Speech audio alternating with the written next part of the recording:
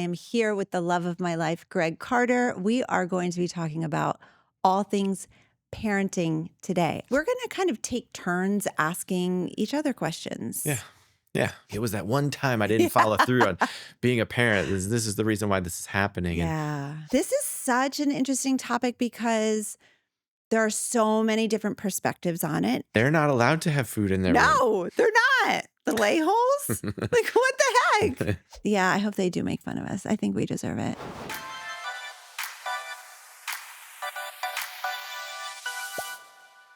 Hey, what's up? This is Kristen Carter, and you have tuned in to the I Have ADHD podcast. I am medicated, caffeinated, regulated, and ready to roll. I am here with the love of my life, Greg Carter. We are going to be talking about all things parenting today. I can't wait to get into it. Parenting is hard for anybody, anytime, anywhere. Throw some neurodivergence into the mix and it becomes even more complicated. In our relationship, we are a little bit mismatched because you're a neurotypical human.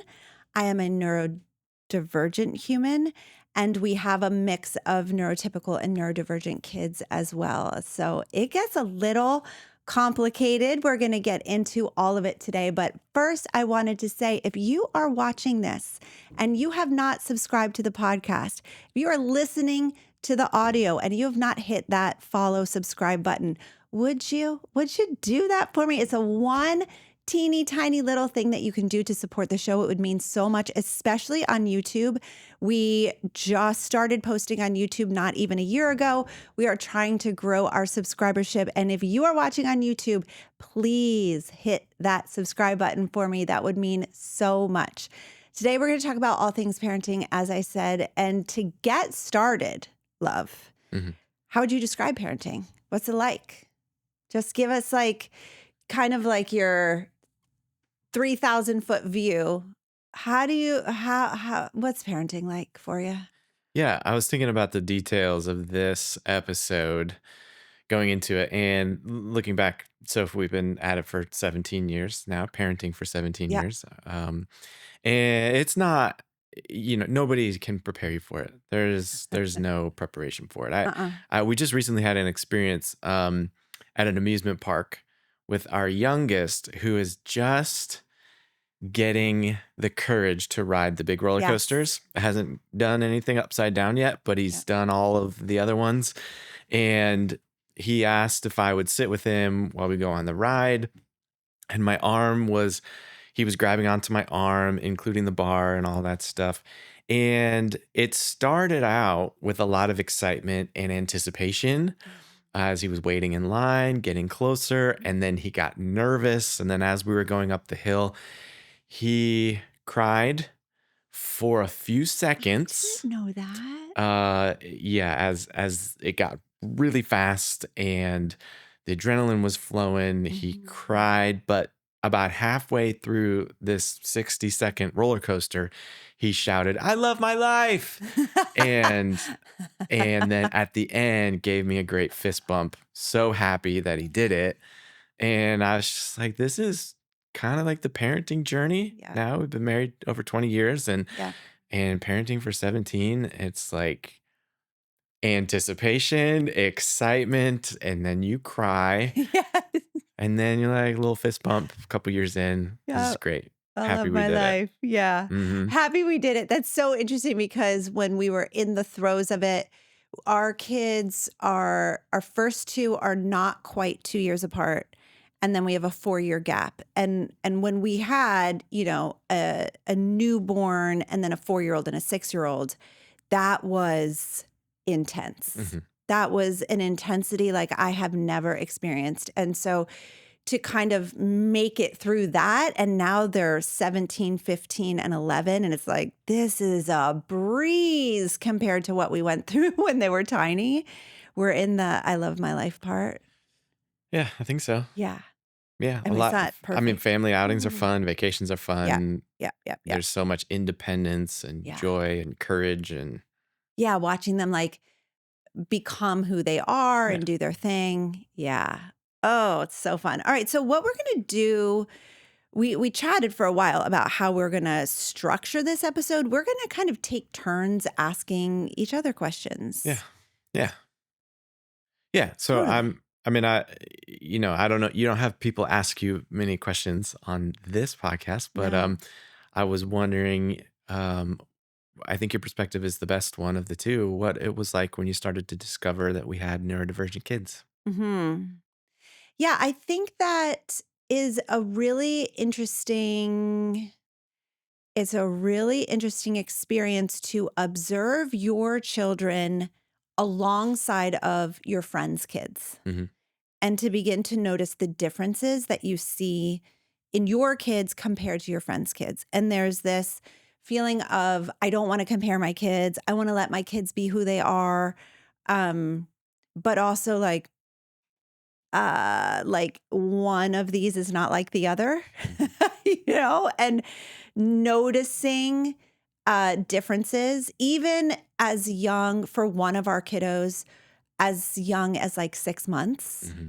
Yeah, for sure. being like, I had a group of friends at the time. We were all having babies right around the same time. And that was kind of my barometer for like what's quote unquote normal or typical, which is, whatever, dangerous to say. Um, and our one child was not like the other babies. And it was an interesting experience because it was like, what is wrong with me? What am I doing something wrong as a parent? Yeah.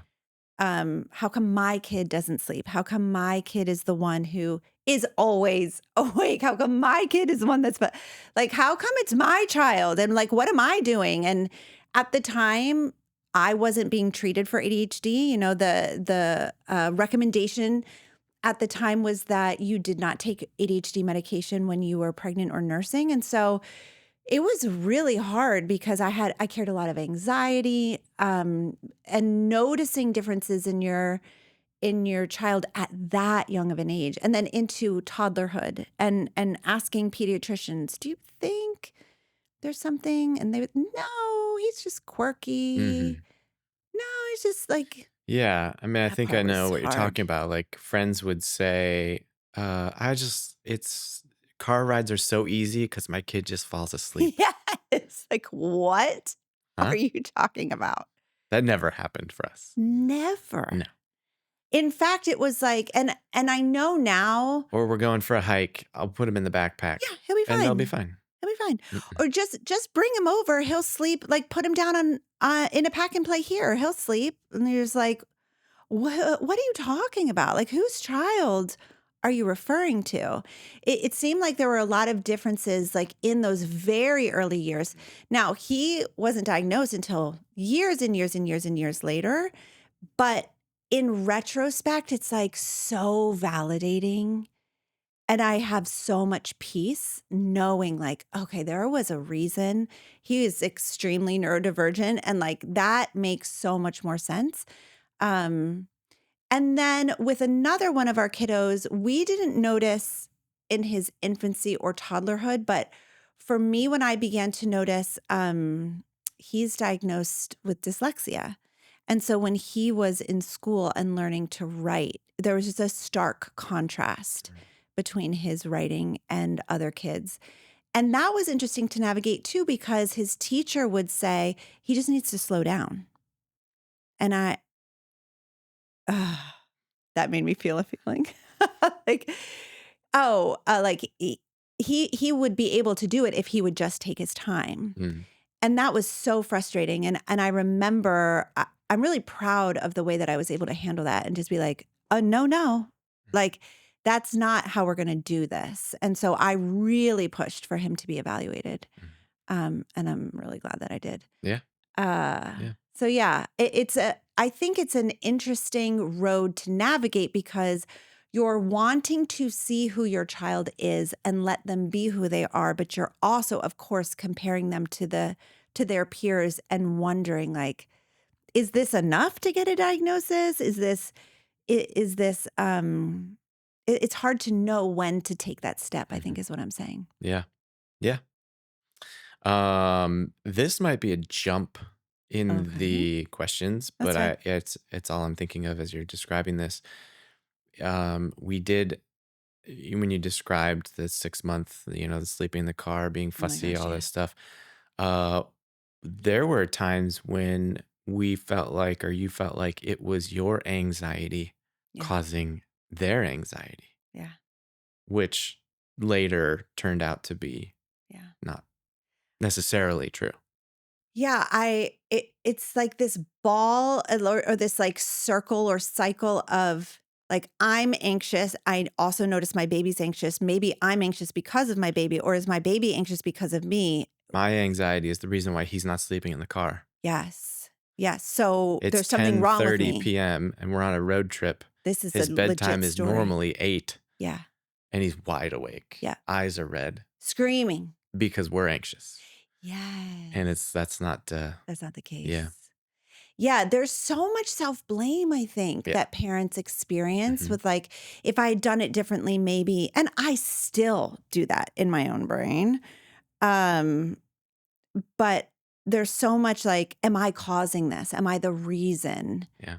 And I think that can also really hinder us from getting support for our kids because we're like, it's my fault, not like, oh, their brain is wired differently or their bodies are processing things differently, especially for one of our kids whose like entire body reacts.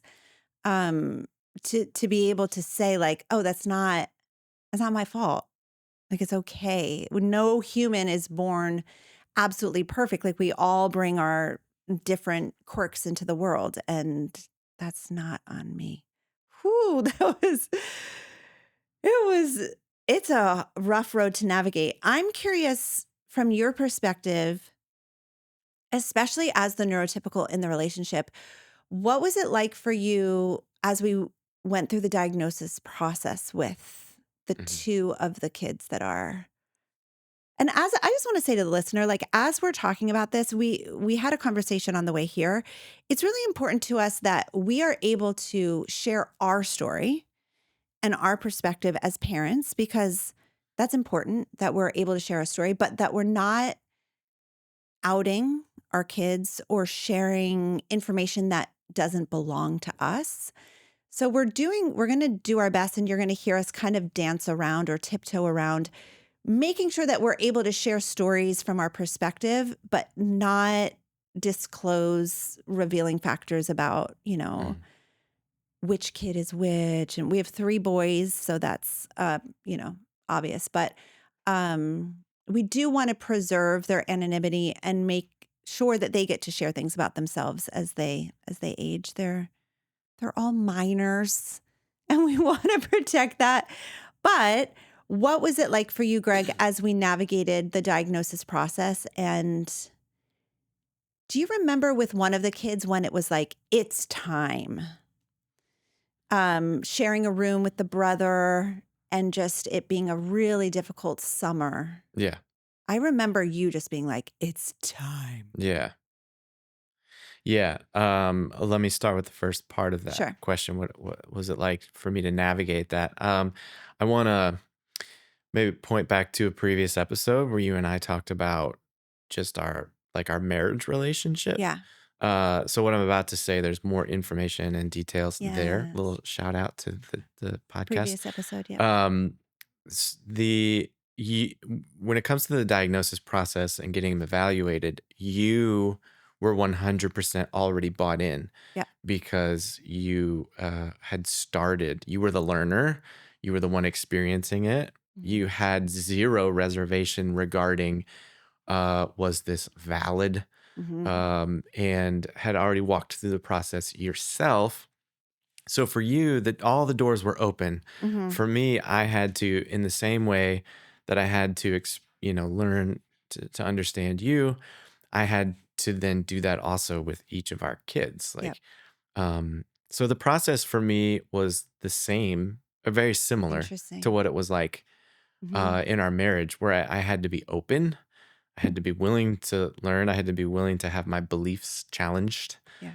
and I had to make sure that I wasn't in a like uh, letting too much fear of the unknown prevent the support that Mm. our kids needed. Yes, that's Maybe not good. fear of the unknown, but ignorance.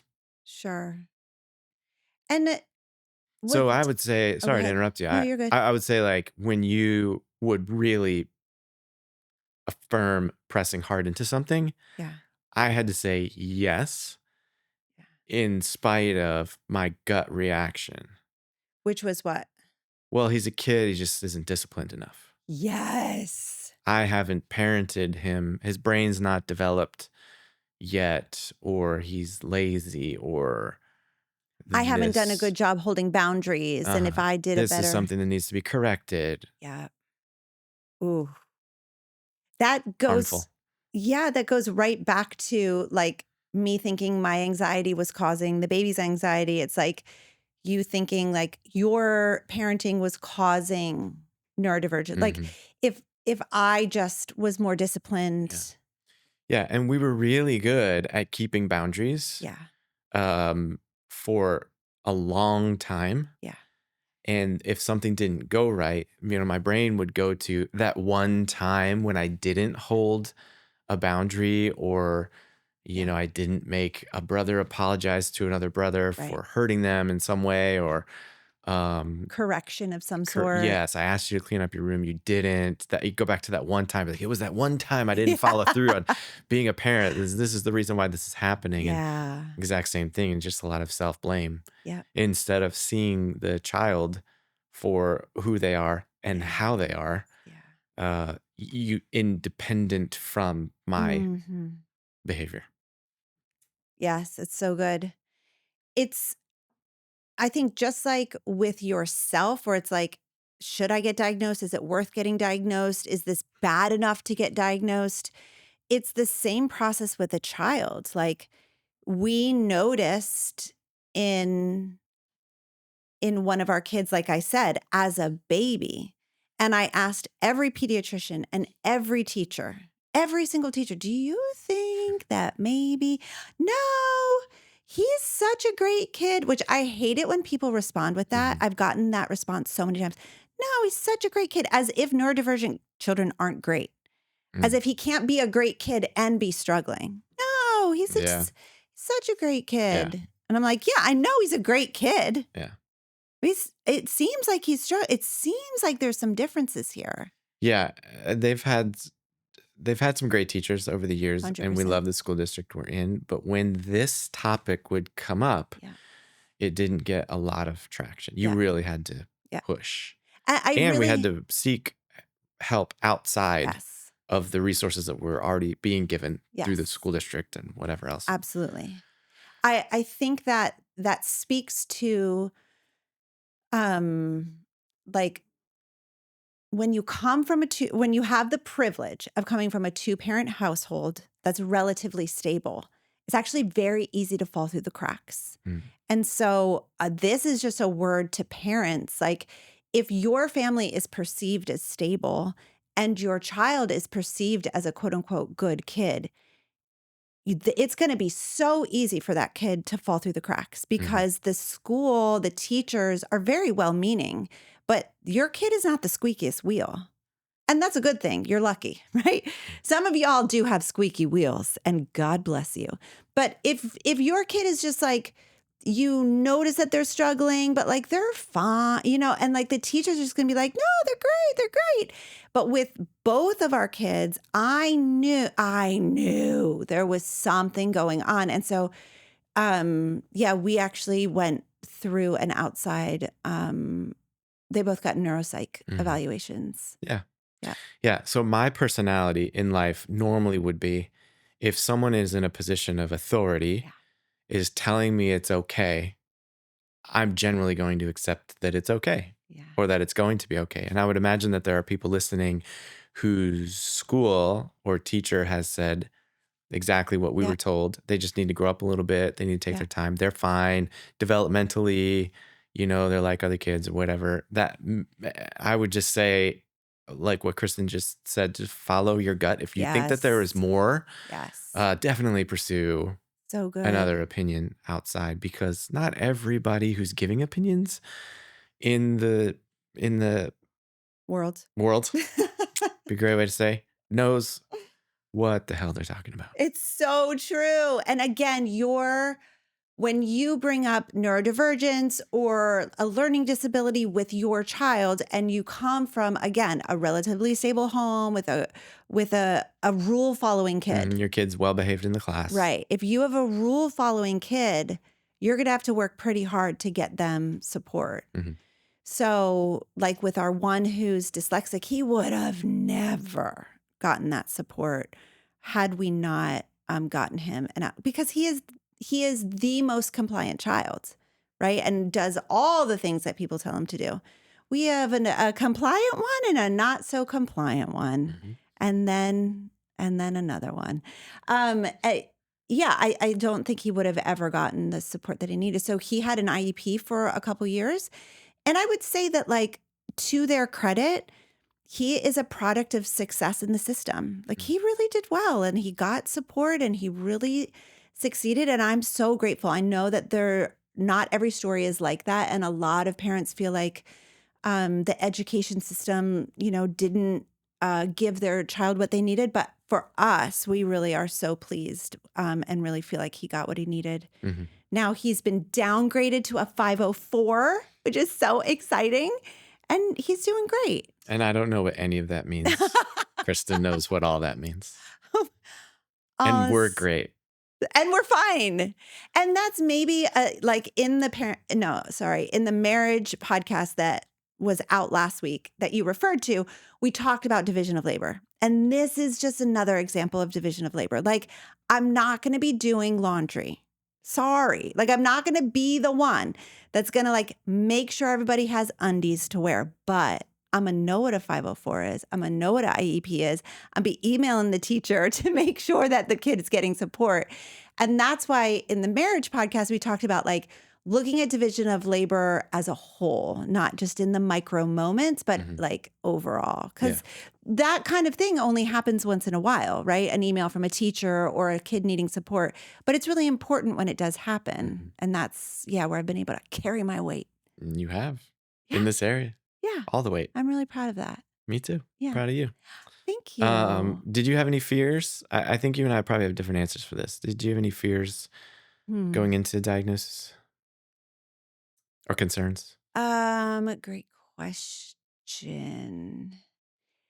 I think with one of the boys, because we had not been believed for so long, my fear was that we would come out with nothing, that they would just say like, no, he's just a great kid. He just has a couple little quirks. That was my fear, that we wouldn't actually have answers. And I was so grateful to that experience because I remember having that meeting with the neuropsychologist and she said, your son is suffering. Yeah. And I was like, thank you. Yeah.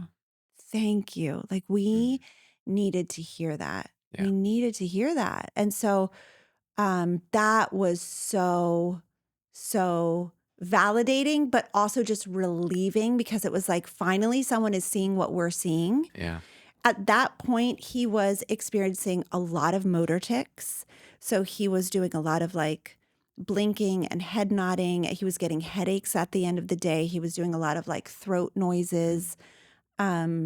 He was doing a lot of ruminating and just like really a lot of behavior that just wasn't him. Like we were just like, this is like, what is going on? Yeah. And to have an answer for that was so relieving. Yeah. Yeah. Yeah. So my fear was that we wouldn't get answers and that we would just be told like, no, because like I said, and we did have several pediatricians and of course they had even like in preschool and like, I would ask them, like, I feel like there's something going on here. And no, it's because he was very verbal and he was very responsive and he made great eye contact and he was always able to communicate well with adults, And so. Yeah. It makes me wonder, I want to get back to my answer on that, but it just makes me wonder that when people say, no, he's normal, that there's actually, that's proof or evidence that there are more kids out there who need support, Yeah. that they're seeing what they're Yeah. calling normal is Yes. like half the class Yeah. needs a little more support than what they're getting. Yeah. And so he That's is such just a good blending in, but he's point. blending in with kids who need support, not just Yes. blending in with kids who are like Such a on good their age point. level in some way. Yeah, that's such a good point. Uh, What about you? Did you have fears as we were going through that? yes, and I think for someone on my side of things, my fear was a diagnosis would be something that would follow him Yeah. in a negative way Yeah. and shape his identity. Yeah. That would potentially cause him to become an insecure adult, Yes. carrying a label Yes. that that it could harm, his like future. It could harm him in job Yeah. interviews Yeah. or performance related stuff, where he's second guessing himself. But also just a label that would follow him that would prevent him from getting opportunities that he Mhm. deserves and or Mhm. could just work hard for. Sure. So that was my fear. How Uh, have you like has that fear come true at all? None of that's been true. Mm. So I haven't seen our kids carry a label Yeah. over themselves, Yeah. um, in this area. I agree. And the idea that they would be labeled a certain way in school has not proven themselves True. proven that to be true Yeah. either. Yeah. I mean, they're given opportunities in the clubs that they participate in. Mhm. Mhm. If they work hard, they're rewarded for it. Mhm. So That's so true. yeah, so as they're growing and they're, you know, like whether it's music or sports or whatever it is that they're in, Mhm. if they put in the effort, they're rewarded equally as they are Yes. with everybody else. And I think that speaks so much to like the potential as they move into adulthood and also like us as Mhm. adults, neurodivergent adults, adults who might need to rely on medication or support of some kind. It's like you can still participate in society and it doesn't have to be a label. I've never heard, I'm trying to think about like whether or not the kids have said like, oh, it's just my XYZ, you know? Um, Yeah, I don't think I have. And if I were to, I would say like, oh, okay, so one of our kids over vacation didn't take their medication and they were trying to excuse obnoxious behavior with I didn't take my medication. And I said, when you forget to take your medication, first of all, that's on you. Like that's your job to make sure you're managing. And it means you're actually going to have to work harder. Like this is your job now to work harder. So when you know that you've forgotten your medication, you got to lock in and you got to work harder, right? And yeah, that's the only time. And I think as a parent it's like do you accept the excuse or do you help them to like, okay, how are you going to navigate that? Like you're going to forget your medication sometimes as an adult. Does that mean you take the day off of work? No, it means like, okay, today's going to be a harder day. What do I need to do to make sure that I can Mm. like navigate it? Yeah. Yeah. Wow. Oof. Ooh, that's a tough word for a kid, I for a know. teenage boy. I Yeah. know. Yeah. So you brought up medication. Why did we make the decision Oh, to yeah. medicate? This is such an interesting topic because there are so many different perspectives on it. And, um, there are families that are like, I would never medicate my child. Like, how could you? And then there are families that do it without even thinking or considering. And I'd Mm. like to think that we're somewhere in the middle where we gave it a lot of thought and research. Um, we have one child that when the neuropsychologist looked us in the face and said, he's suffering, Mhm. um, that was a really important moment for me Yeah. because with his flavor of neurodivergence, the medication needed is a really serious medication that I was like, I don't want my child taking that type of medication. And when doing research on it and then speaking to the neuropsychologist, being able to understand, like, that's adorable that you don't want, like, that you have this thought that's like, oh, I don't want my kid on that kind of medication, but your child is suffering. Hmm. And are you willing to give your child what they need? Yeah.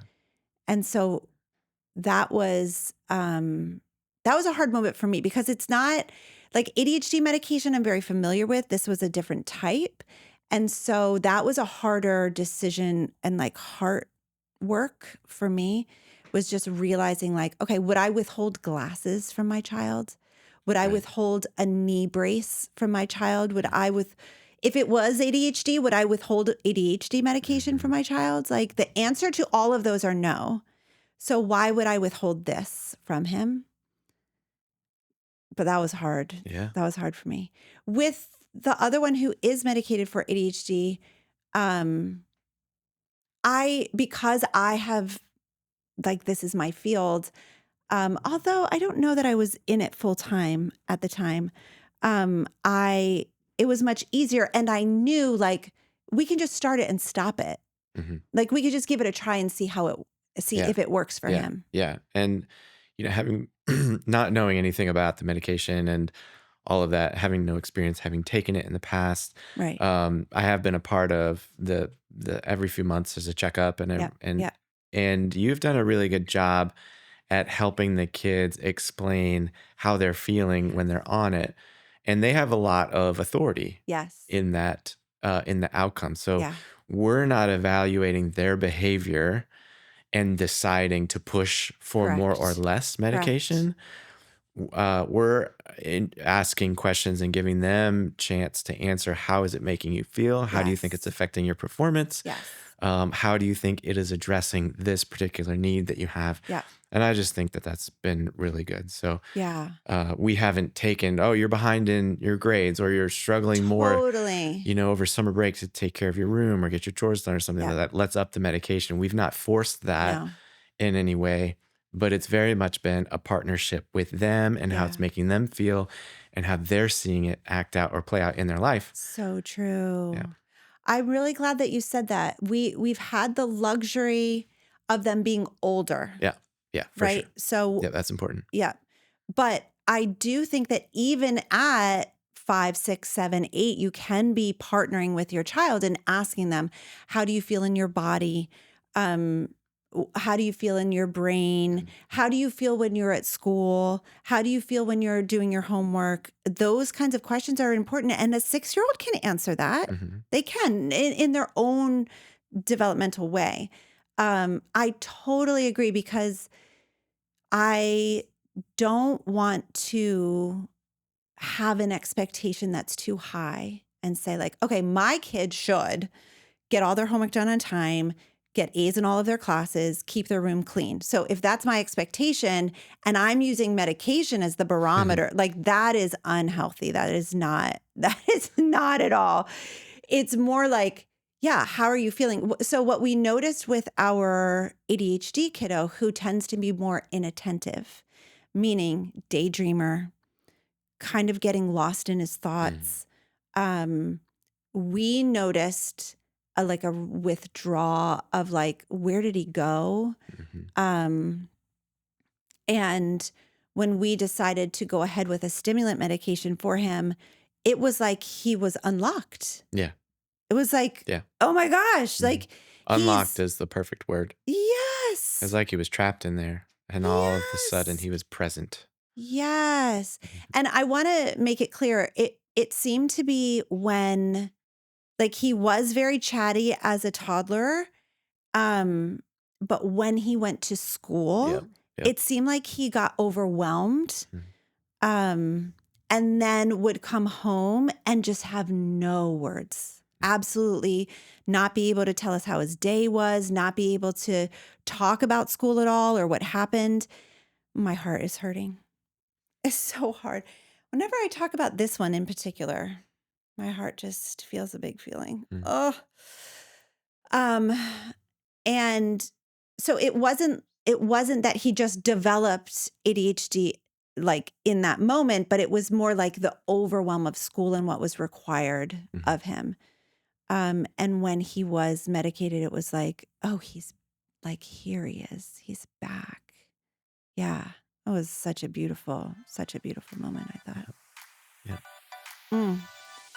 Everyone with ADHD knows what to do to improve their lives. You go to bed at a reasonable time and you wake up early, make a list, cross the things off the list in order, manage your time well. Yeah, we know what to do, but ADHD is not a disorder of not knowing what to do. It's a disorder of knowing exactly what to do, but not being able to get yourself to do it. That's why ADHD is so frustrating. We're smart and we want to succeed, but we can't get ourselves to do the things that we know we should do in order to make improvements. That's why I created Focused. I'm a life coach with multiple certifications, and since 2019, I've spent thousands of hours coaching adults with ADHD. Time for me to focus on you. Hello. Welcome to your coaching call. I am going to be coaching you today on relationships. I know what it takes to help an adult with ADHD go from hot mess express to grounded and thriving. Focused is my monthly coaching membership where we go deep and we get to the root cause of what holds us back with ADHD. I'll teach you how to understand your ADHD brain, regulate your emotions, and accept yourself, flaws and all. With this foundation, we build the skills to improve life with ADHD. And not only do you get skills and tools in Focused, but you're surrounded by a huge community of adults with ADHD who are also doing the work of self-development right alongside of you. Dr. Ned Hallowell says, healing happens in community, and I have absolutely found this to be true. As a matter of fact, listen to what actual Focus members have to say about being in this program. What can I say about Focused? Full community of people who have issues similar to you, and no one judge you. Focused has really supported me with my difficulties and asking for help. I've been encouraged and cheered on by the community. I really like that you can do as much or as little as you want. It's not just about the volume of the content, it's about the quality. Focus has helped me understand ADHD better. I would recommend this to anyone. I would thoroughly recommend Focused. I can confidently say that this is one of the best decisions that I have made for myself. So if you're an adult with ADHD who wants to figure out how to be motivated from the inside out and make real, lasting changes in your life, join hundreds of others from around the world in Focused. Click the link in the episode description to check it out. We talked about the one kiddo having more self-expression and being more present and less inattentive. What did you see with the other one, with the other kiddo who was medicated? How did number that child? I don't want to out him. Yeah, that's fine. The two things that I'm thinking of is he would come out of his room and just be more present in the home. Yeah. He was able to tolerate the interactions with family, where it seemed as though the interactions with family and even just the fear of being asked to do something Yes. was enough to just push him into his room. So Yeah. he'd close the door Yeah. to be by himself in a very self-protective Yeah. little man cave, or just tune everybody out Yeah. in a way to just keep that inner noise down. Yeah. Oh. So he would come out more often. And then I noticed too that he was just more relaxed. Yeah. He didn't look visibly anxious all Yeah. of the time Yeah. Yeah. through the way he was displaying, using his fingers in his hands and his head and his mouth. Mm-hmm. He just looked more relaxed. Yeah. Definitely the medication took care of the motor tics. Yeah. And that was huge just for him as a person existing in the world. They caused us a lot of anxiety, but that doesn't matter at all. It was more like what he was experiencing.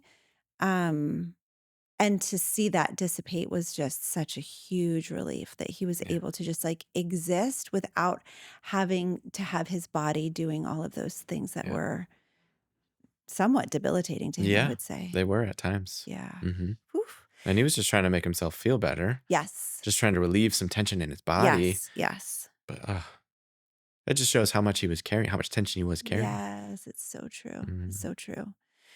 Oh, it's so true. Okay, so how have we accommodated our kids? We can speak specifically or just kind of like Yeah. in general, but like, what are your thoughts on? So we found out they're neurodivergent. We suspect that one of our kids is pretty neurotypical, maybe has some anxiety, but like, who doesn't?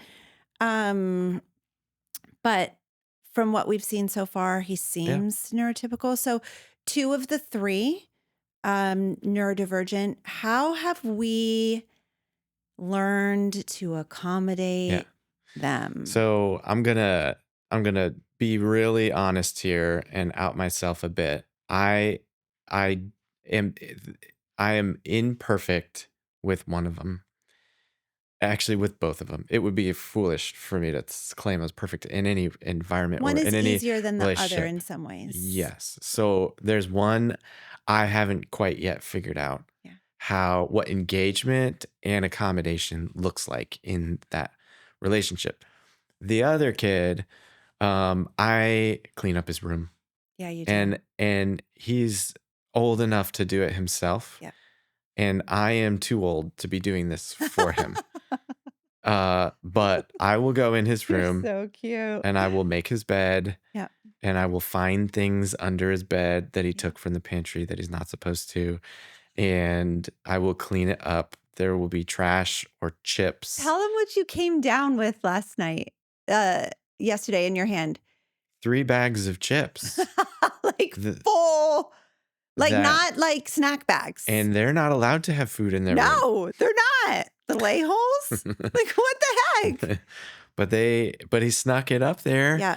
and thought he could hide it under his bed, which I see it right there every time I Right. go in. Right. But he does not have the capacity Mhm. to take care of it. He just Mhm. doesn't. Mhm. And I used to be upset about it. Yeah. Like, when are you going to figure this out? When are you going to grow up? When are you going to take care? Mhm. So I have just in this one out of the 3, I go over and above to make sure Yep. the room's livable. Yes. He struggles so much with organization. That's like his primary executive function that he struggles with. And you have built up a tolerance or a capacity to be able to engage with him in that one weakness that he has. Mhm. And I see it. I think one of like the most nurturing things that you do for him is like making his bed so that, because I don't know what he does, but his sheets are destroyed By morning, they're every day. off. Every day. Every day. And I never, sometimes if he's like, Mommy, will you come snuggle with me? Yeah. Which I'm like, I will be right there, of course. I will like, tidy up his sheets. But like you think about going into his room and like making the bed. Yeah. That's just, He needs it from me. yeah. He needs it. And I don't want to do it. Mm. But I do want to provide for my kid what they need from me. Yes. To a certain extent, Yeah. like they still have to learn how to do stuff on their own. But this is one area that he needs me to step in and support him on. Yep. The other one, I don't do anything to clean his room or take care of. But I have to explain everything in detail. What do you mean? If there's something that he needs to do, I go through all of the steps. Yes. So your on- accommodation is your willingness to go through all the steps, answer all the questions. I go, what time does this start? Where do you have to be? Yes. How long is it going to take? Yes. Do you have to pick anybody up? And then, Yes. It's so good. however to wrap it up. Yep. Just take the time to explain things. Yes. Yeah. So the other day, we went on a vacation recently, and I needed his help getting the car top carrier down. And before we did it, as soon as I brought it up, Dad, what? Just typical Full like, body resistance. Yeah. Why are you asking me to do anything at all? Yeah. It was like, I can't, it's too heavy for me to lift myself. Right. So, but when we finally got out to the garage, I was like, I'm going to get the ladder out. I'm going to put the ladder up. You're going to stand here. You're going to hold your arm up. I'm going to pull it down. And then the two of us will get it the rest of the way together as a pair. And then but the other one doesn't require that level of explanation. Yes. Okay. So what you're saying is you understand that his brain is not going to anticipate the steps. His brain needs you to spell everything out. And your way of accommodating him is doing that without yelling at him or expecting him to know. In fact, you expect him not to know. And so you're setting him up for when success. I'm at my best, that's what I do. Yeah, when you're at your best. Yeah. Well, we spent many years not understanding him and expecting him to know. Mm-hmm. He would feel like, I don't what do you even mean? Why are you upset with me right now? I don't even know how to do what you're asking me. And we're like, how could you not know? Right. Like quote unquote, common sense stuff. Not that he doesn't have common sense. He actually has quite a bit, but in those like step-by-step things. We're going to lift this object that is larger than what my arm span is and heavier than what I can lift. Here's how that is going to go. Someone would be like, I'll get on one end, you get on the other. But in some instances, you have to say, you're going to stand here. I'm going to stand here. We're going to put our arms down here. We're going to lift it at the same time. Yeah. Oh, it's so interesting. Those are my answers for the two. It's so good. Different. And it really speaks to getting to know your child. And the difference is, so we have two neurodivergent kids. They both struggle with executive functioning, but they're completely different. And so one of them, you know that you can just say like, hey, help me with the car top carrier. And they're just going to figure out the steps as they go along, not get frustrated, not get anxious, it's whatever. The other one, okay, they're going to need the step-by-step. I have to explain it in advance. I might also have to explain it as we go. Yeah. And they already don't want to help me. So I have to like deflect that internally. Yeah. I wouldn't need this car top carry if we didn't have so many kids. That's really rude. I would never say that. No, you wouldn't. You wouldn't even really think it. So for the other things, like for the one I don't help with the room, I say to him maybe once a month or once every other month, hey, I'm willing to do all of your laundry. Yep. If it's in the basket. Yep. And I just leave it up to him. Yes. To do it. Because if you were to say, put your laundry in your basket, what would happen? It wouldn't happen. Mm-hmm. It would be not only would it not, an active resistance to my dad told me to do this, so I'm not going to do it. Yep. But I just try to then say, this is something that needs to be done. Mm-hmm. I'm here to help you. Mm-hmm. That's sort of, it's an accommodation. Huge. That I'm not doing it for him, but I'm like stepping up to the line and giving him the autonomy to meet me at that line. So it's your decision. Yes. To step up to that line, and then I'll take it from here. Which is actually an accommodation. And we're going to be talking about that when we talk about demand avoidance and parenting kids with demand avoidance. It's going to be fun. I just want to say one more thing, which is with that particular kiddo, you don't clean his room. You do wake him up gently and kindly every morning. For school. Yeah. He needs it. Mm-hmm. I don't get it. I don't know why. Mm-hmm. I wake up on my own or with an alarm. Mm-hmm. But. Yep. But when I wake him up, I get angry. Mm-hmm. I don't know why. Yeah. But you are really nice to him when you wake him up. Yeah. I think that falls into the category of like divided responsibilities. True. Okay, we alluded to it. But one of the things that we've learned about in the last couple years and have really done a lot of talking about and thinking through is pathological demand avoidance, otherwise known as pervasive drive for autonomy. I've been asked to do a podcast episode on this. I don't know enough about it. And our child, I would say is mild in this area, but essentially it is when there's a demand, whether real or perceived, their nervous system, their bodies actually go into, well, for some, like fight, flight, freeze, which we have seen with him on occasion. But most often with him, it's like the full body resistance, and everything becomes an argument. And what we realized is that this is so hard. We've really dropped a lot of demands. We've really lowered demands.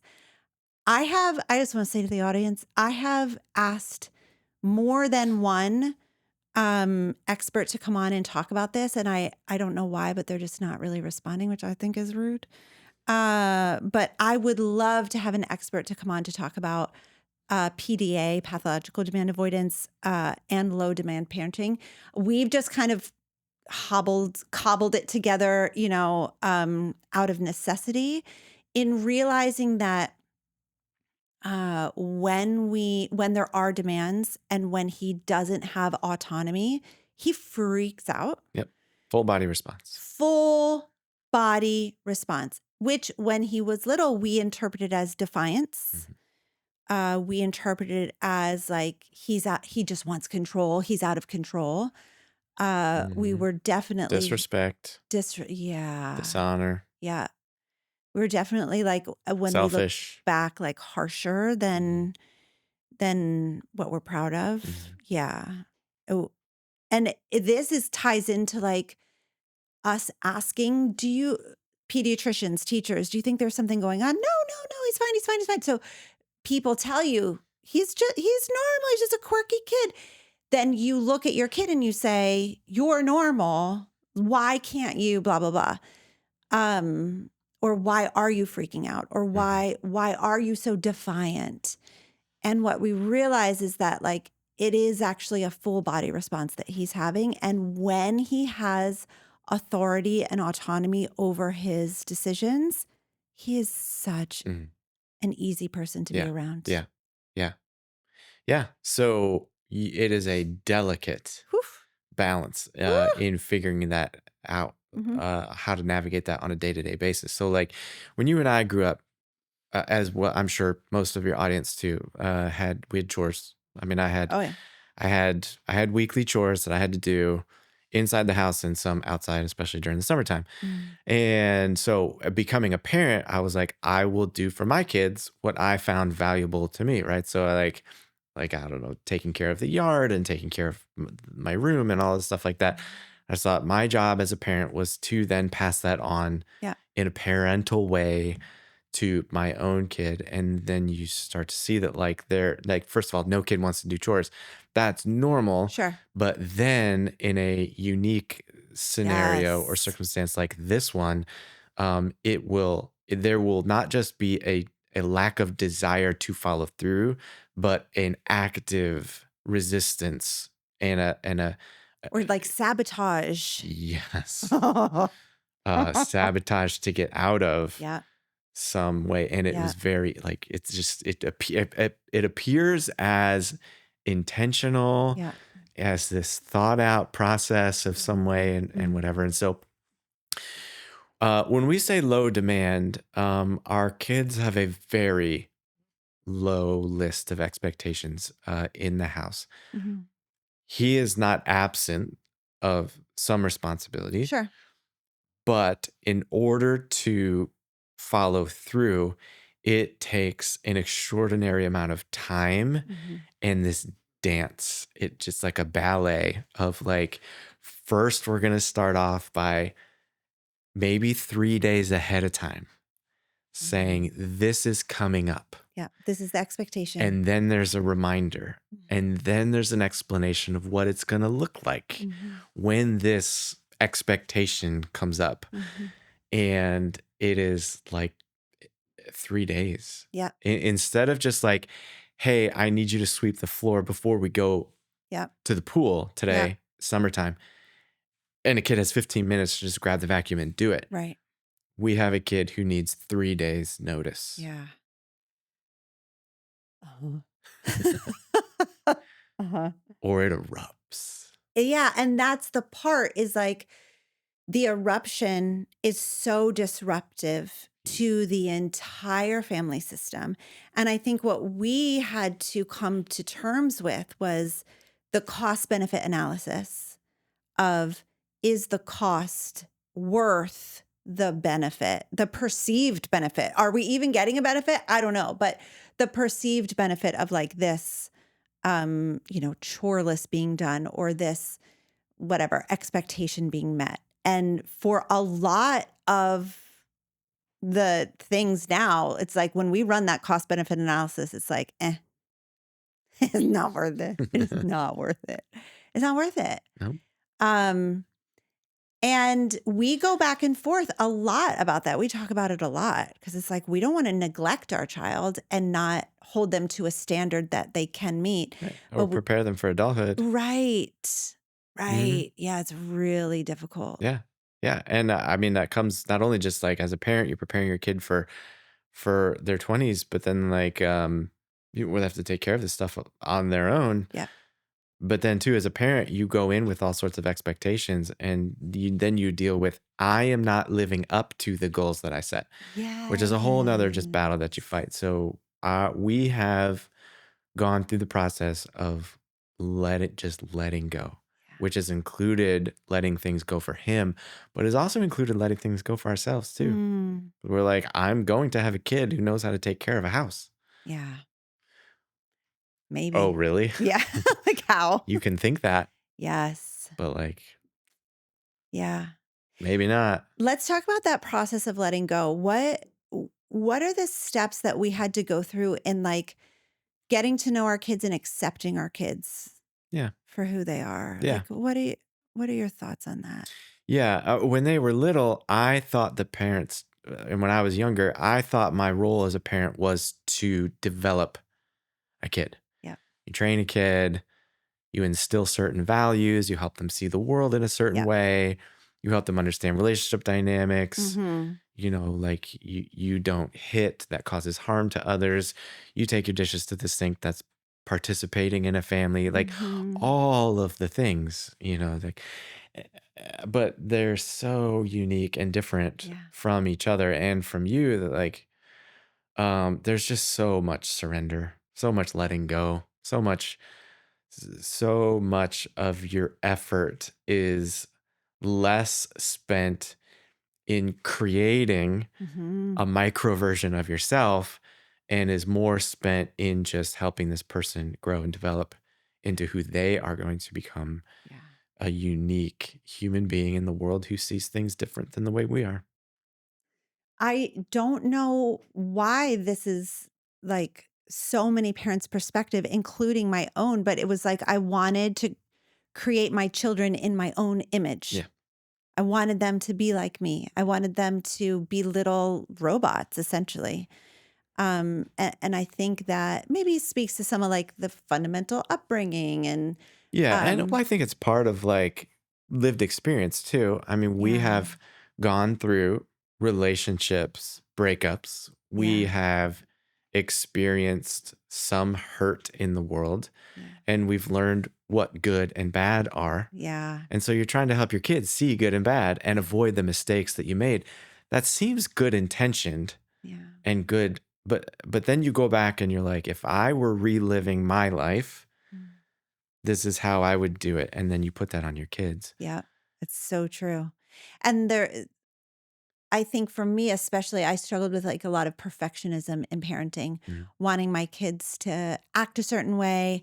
And I wonder, I'm not sure, but I wonder how much of that was me like wanting to prove my own worth. Like if I have good kids, then that's a reflection of me. And I think so much of our journey has just been like realizing how little control we have. It's so annoying, like how little control we have of them, and like just really trying to provide an environment where they can grow and develop, and like still within the context of our values and what we want our family to look like, but letting them have a lot more autonomy and freedom within that. So what does autonomy look like with Mhm. ADHD? Does an ADHD child need more or less or the same amount of autonomy? Oh my gosh. I don't know the answer to that exactly, but I do know that um, I struggle with demand avoidance, as you know. I struggle with being told what to do. And the more that I do feel like I'm in charge, um, or have choice, maybe not in charge, but have choice. I like to follow people that I trust. Um, but the more that I feel like I have choice, the better. And so I think with a neurodivergent kid, there's a lot of that. There's a lot of wanting to have choice and struggling. I can like feel it in my body with being controlled. Like we don't want to be controlled, which is so counterintuitive because um like a lot of parents want to control Yeah. us and want to like, Yeah. Yeah. sit down and shut up and Well, yeah, and sometimes you have to tell your kid to sit of down and shut up and course. like don't run out into the street. There's danger Of there. You have to listen course. to the sound of my voice Yes. and respond to it. Especially a toddler who's not watching for traffic and like, Yes. I guess not, but you're saying that setting boundaries is going to be harder. Setting boundaries is going to be harder. And if you can really think through what actually matters here, Mhm. and can I let go of things that don't matter? Mhm. And so I think, especially with our, child that tends to be more demand avoidant, we have discussed at length what matters. What are the boundaries that are non negotiable? Because, yes, we have those. Mhm. We have boundaries that are non negotiable. But then we had a lot of boundaries that were just kind of like our preferences. We had a lot of preferences of like what we preferred our kids act like and what we preferred they eat and what we like. We can let go of a lot of our preferences to give autonomy and choice over here so that there's a bank of it. It's like you have to build up the bank of autonomy and choice so that when it actually does matter and you're laying down a boundary and you're saying like, for example, screen time ends at 11 p.m. That's just when it ends. You don't have choice there. You are a minor. Like you're not allowed to make that decision. There's still a bank of things that they've built up over here where they do have a lot of autonomy. They do have a lot of choice, and they're hopefully not feeling like they're being controlled in all areas. It's hard. Yeah, yeah. No idea what they're thinking. I mean, know. the alarm goes off at 6:15 a.m. for school. Yeah.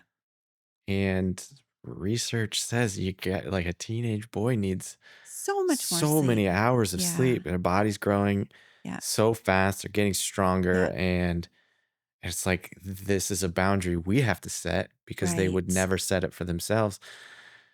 And then also we're trying to give them autonomy so they're not bitter about their mom and dad, I know. feeling like they're trying to control. It's really, I mean, you can't win. You Yes. can't win. But also, I think one of the things that we do is we talk about it a ton. Mhm. And I'll say to you, like, does this really matter? Like help me understand if this is actually something I should be fighting with him Yeah. about. Because there are fights that are worth having. Mhm. Yeah. Yeah. You will. We talked about this on our marriage episode, but you'll send me a reel that describes your experience. Yes. We will occasionally send our kids Instagram reels that reinforce I'm sure it's so annoying. something that we have said. Yeah. I have no idea if they watch them. Isn't that such a parent thing to be Yeah. like, oh, here's a reel for my child on like how to save Right. If you save $100 a money. month Right. starting at If age you invest 18, you'll it. have a $1.7 million when you So retire. true. We're like, this sounds pretty easy, right? It's not easy. No, it's not. Yeah. I have no idea if they watch anything we send out. I hope they It's do. they probably make fun of us for it behind our backs, I'm sure. I hope they do make fun of us. I think we deserve it.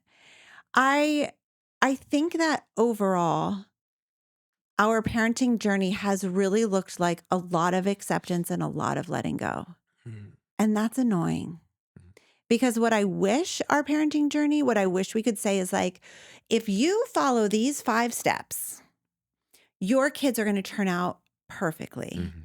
And instead, it's like, what do you want to prioritize? I think for us, peace in the home is high priority. And so that doesn't mean that we do everything for our kids, but it sure does mean we pick up a lot of slack because we do want peace in the home. Yep. What encouragement do you have? What do we want to leave parents with as we're wrapping up this episode? Do you have any encouragements or anything you want to share as we close? Yeah. I'm thinking of like 3 things, Oh, which is amazing. wild. Give it. So, number 1, maybe 4 things. You're not gonna be perfect. Yeah. You're gonna bring your own flaws into this relationship. And so admit your imperfection to your kids, acknowledge failure when it happens, Mhm. apologize. Like, hey, I raised my voice. I see now you didn't know what I was asking you to do. Like, I gave you, something to do. You didn't do it right. I'm sorry. Yeah. So that's just simply acknowledging your frailty and your flaw as a human being. Mhm. And your kids are going to value that. Yeah. The second thing I've found really valuable is talk to your friends about their experiences Mm. in a way that is not demeaning to your kids. I have found that when our friends share stories about their kids with us, it normalizes some of their behavior that I didn't think was normal. I'm like, oh yeah, you mean they all want to say that, or they all want to do Yes. that, or Yes. they all poke fun at like teenage boys all poke fun at each other's bodies, and Yes, like brothers. Oh, brothers are gonna gosh. brother, and they're gonna pick on each other, and they're gonna leave bruises and welts Yeah. and verbal assaults, and then act like they're best friends an hour Yes. later. And you like, this isn't a situation where I need to protect one of our kids from harm. Right. This is just normal behavior. So talking to your friends and getting, like, am I off or whatever here or Mhm. something like that. But you have to be really careful. It doesn't just turn into complaining, Yeah. complaining and whining and Like outing your kids bitching for about your kids in some way Yeah. that's like inappropriate, because that just leads towards resentment. Yeah. And another thing is like just letting go, Mm. really just letting go. I mean, Mhm. you're I like to think of a lot of relationships in life as like when a little kid goes bowling and you put the bumpers up so the ball can't go in the gutter. Yeah. You get the ball rolling, and mom and dad are the left and right bumper, just keeping the ball going down the lane, towards Yes. the goal. The pins at the end of the lane. Like, Yeah. you're just really bumping, nudging, nurturing along the way. When you see your kid going in a direction that's harmful, you nudge them and you bump them and you explain why Mhm. we're gonna aim left when it seems like you're leaning right Yeah. in some direction, one way or another. So I forgot what the fourth one is, but that's what I Oh, got. that's okay. That was Mhm. great. Yeah. I really appreciate that. I think that especially circling back to the first one on apologizing and recognizing your own flaws. You just I remembered did. it. I just Go remembered. on. I just remembered. The fourth one is like your relationship, the health of your relationship is as important as it is with your kids, like your the relationship with your spouse, Oh, yeah. your partner. I think that with our relationship, you have a lot more tolerance for their being. Mhm. And I think I approach, just sort of as a typical man, there's days when I want to be like a drill sergeant. Like, Right. everybody's waking up, everybody's doing this, do this, and these last few years, I have really felt that just like sort of an attack on that. Mm. At first, I thought it was an attack on that, but I've changed my perspective and view to just be different in that I will take a cue from you Mm. to just accept our kid as whatever. And then every once in a while, you will acknowledge a frustration that will make me just go, thank God. I thought I was the only one that was seeing that. I thought I was a crazy person, just like Yes. thinking that this was not normal. Yes.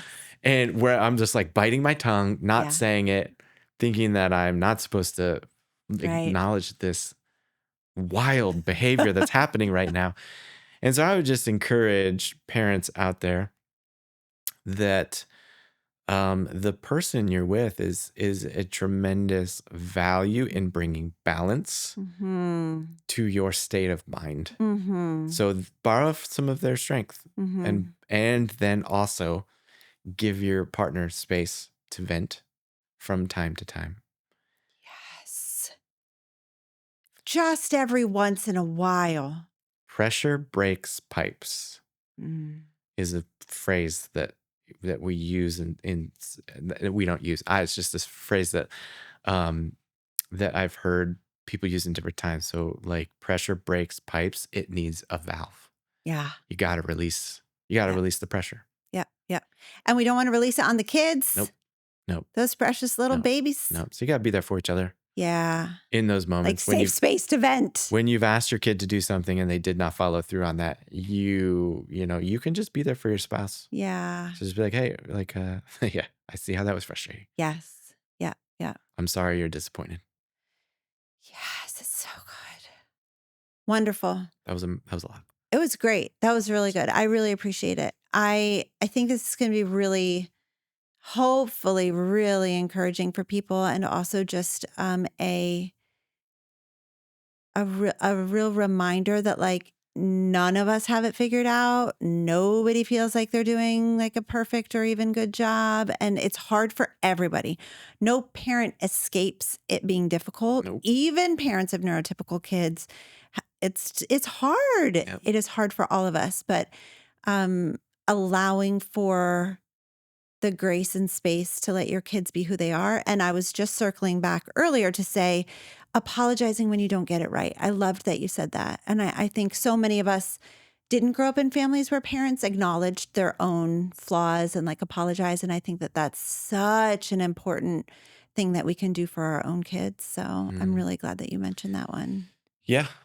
Yeah. We just finished up a week-long vacation, and I apologized to each of our 3 kids at least one time during that week for something that I had said, done, or failed to do. Yeah. Yeah. Yeah. And that released them to go back to being normal with me. Yes. It's a repair and a reconnection. Mhm. Yeah. Yeah. It's beautiful. Thank you. Thank you for being here. Thank My you pleasure. for being the father of my children and, being in this parenting journey. It is not for the faint of heart. Not at all. All right, folks. I'm so glad that you tuned in to listen today, and we are going to see you next week. Bye-bye.